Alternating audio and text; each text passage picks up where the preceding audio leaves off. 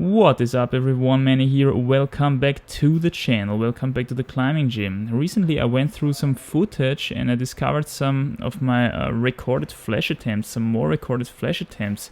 So I thought I'll make a quick commented compilation of these problems, and as always I'm gonna try my best to show you the holes and problems beforehand so that you can try to find the solution yourself. Maybe we can learn something from that. I think today I'm gonna go a little bit more into the difference between complex and relatively simple problems, how to identify them and how to treat them in order to make the chance for a flash as great as possible.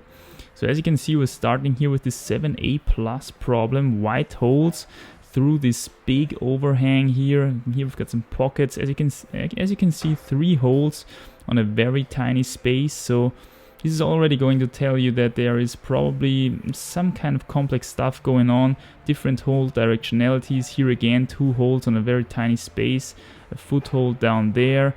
So it seems like there are a lot of single moves, nothing particularly reachy or something. Here we've got another foothold on this side wall, which is going to be very important, of course. And then the first bigger reach to the corner of the overhang, actually to this hole as far as I can remember. So here another big hole, actually another hole there. So a lot of holes, as you can see, no reachy moves. I also got this question recently: what are my preferred problems? Where am I the strongest? Short problems with bigger moves, with harder moves, or longer problems which go more into the direction of power endurance and stuff like that. And of course, for me as a predominantly route climber, it's easier to climb longer problems, longer boulders, that is, so far at least. So let's see how the flash went on. So you've got a simple start move into that undercling, first pocket here, and then I'm gonna just right away I'm going to the third hole here, slipping into the second pocket with my left hand, swinging the feet over to the foothold on the sidewall, undercling there, and big reach, skipping one hold actually here, big reach to the corner of the overhang, then going further into this almost jog undercling, switching my feet over to here this foothold, and there we go. I'm already around the corner here. Actually not really bad holds at all in this problem, so not that hard for 7A plus, I would say, and definitely my style. Not a lot of hard moves, just much more shorter moves. And I think one way to attack these longer problems, which are not necessarily that complex, because as you can see, as you have seen, there are not really a lot of complex moves or any reading tricks or stuff like that in that problem. It's just a longer problem with more holes and more moves. So in this case, you gotta be really good with your visualization, okay? Because your goal has to be to climb through these moves as quickly as possible, and this is only possible if you do quite a lot of visualization, going through the moves in your head, and so that you, as soon as you make a move, you are already in your head prepared for the next move, you know, and then you can move quickly. My execution in this case was semi-optimal in my opinion. I hesitated a few times, as you have seen, so I could definitely have been faster on that problem. So let's jump on to the next one. We've got, in contrast to the problem before, a very short, very straightforward thing here on these white, green, white big holes here.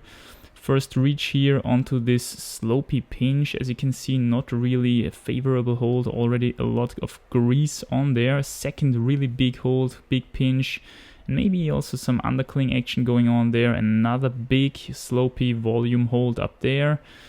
And then we've got to the left the undercling, and up there is the top hold already. So as you can see, contrast to the other problem, not a lot of holds, really straightforward, very short, and in my opinion also very easy to read. So let's see how the flash went on. Just reaching up with my right hand, up with the left hand, taking this as an undercling pinch, and boom, slapping onto this next volume hold here, which was the hardest move in my opinion. And then a tricky heel hook, actually a bit slippy. There we got a foot switch and another undercling move with the left hand, and there we are already on the top.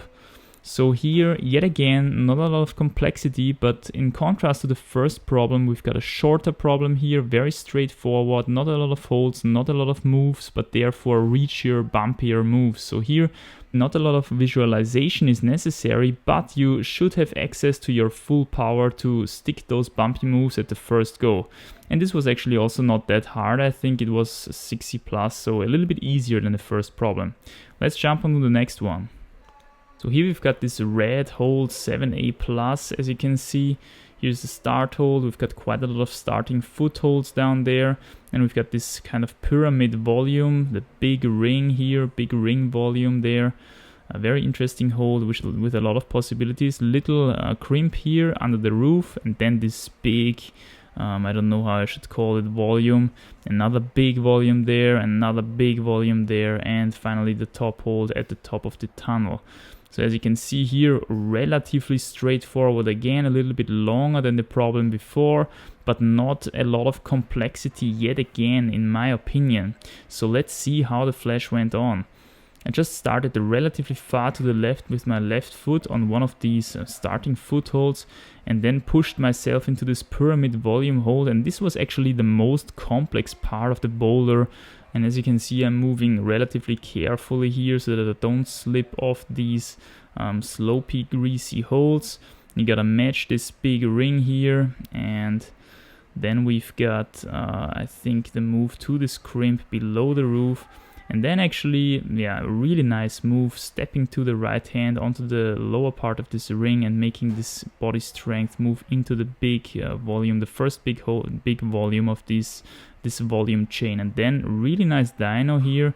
I stuck it pretty well. I hit the hold almost perfectly, which is quite important when you do dynos on flashes. And there we go, relatively straightforward here, shouldering myself up to this top hold. So yet again, we've got not a lot of complexity, not as much holds and moves as in the first problem, but still a longer problem, so a bit more visualization necessary, I would say. But yeah, also be prepared for those dynos and harder single moves to stick them in the first go. Alright, and now onto the last problem. Another one with red holds. As you can see here, this starting pinch, we've got a starting foothold down there, undercling-like crimp down there, and here we've got a very interesting hold constellation here, up here, right in front, right above the starting hold actually. A lot of holds on a very tiny area.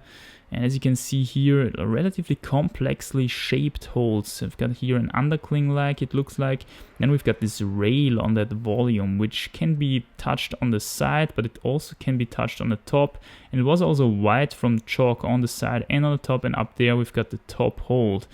So as you can see, again, relatively short problem, but the hold constellation is rather interesting. We've got a lot of holds in the middle of the problem, a kind of a conglomerate of holds, so to say, and a lot of different hold directionalities as well. And this is already something which tells me, oh shit, we're dealing here with a relatively complex boulder, and flashing it will be rather difficult because you have to find the beta beforehand without climbing up there and touching anything, so you don't really know how these holds gonna feel. And as you can see, I already fell off here on the second move because I already made the first reading mistake, as we will see in a second.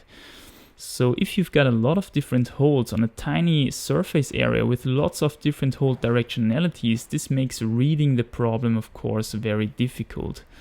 So here you can see how this move actually goes on. I have to do a very far reach here, holding the body strength from the bottom, and then grab this pinch here, not very good, and go slowly into this undercling pinch of this big hold here, matching this stuff.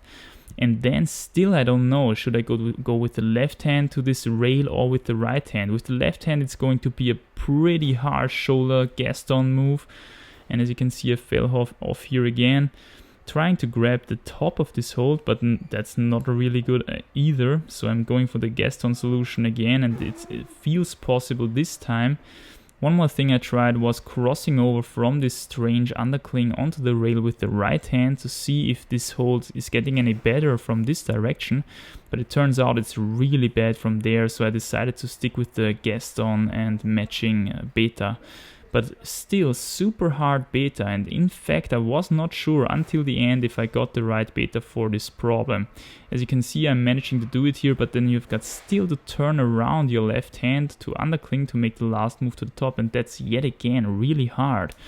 So let's see how I climbed this problem in the end. I don't know, on the 5th or 6th go even or something like that. So kind of needed a lot of attempts. And as you can see, it's not really long, this problem. It doesn't have so many different holes, but quite a few holes in a tiny surface area, and that means, especially combined with a lot of different hole directionalities, that it's gonna be more complex.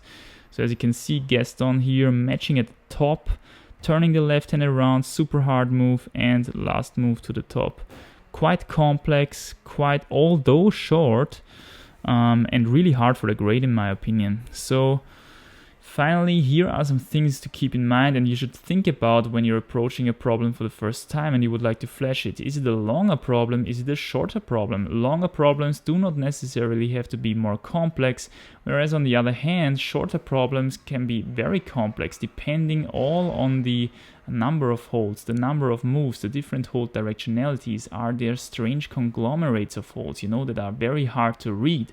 And if you've got a longer problem, which is kind of complex or not, anyway, you have to put some more effort into visualization to be able to climb through these moves relatively quickly, As soon as you got one move done, you already have to be at the next move with your head. This enables fast execution. On the other hand, on short, straightforward, powerful problems, be aware of the fact that you have to be super nicely warmed up for these moves. Maybe you can find some similar moves next to the problem and warm up on those to prepare you optimally for your actual flash attempt. As always, I hope you've got something from this video. I'm definitely going to do some more in the future when the rebolting, which is currently taking place at our gym, is finished. And until then, guys, keep it up, stay strong, and I'll see you in the next episode. Bye.